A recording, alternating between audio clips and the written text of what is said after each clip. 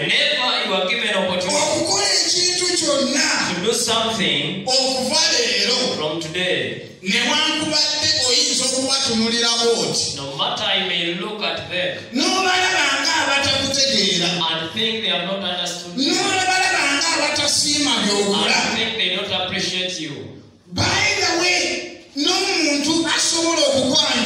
and somebody who can present may see you or may hear you and say that I saw him in the wilderness.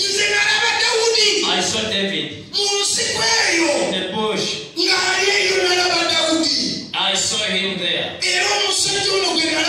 And this man I saw, what I expect to bring change in this. I saw him with my eyes praying.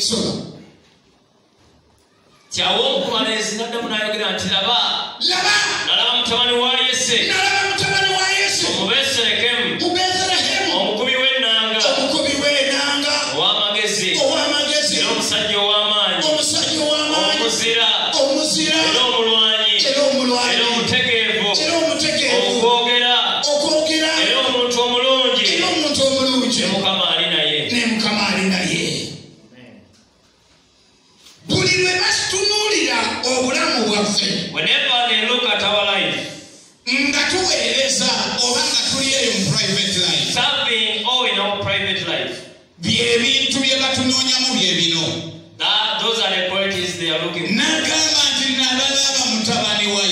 Said, I saw the son of Jesse,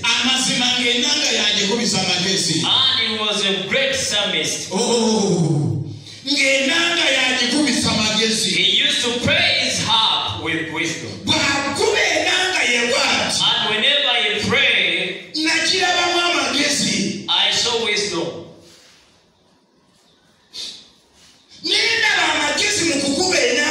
I saw wisdom in his rhythm.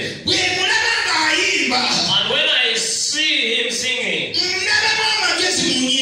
I see wisdom in his music.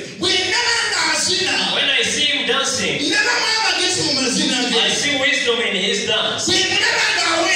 When I see him serving,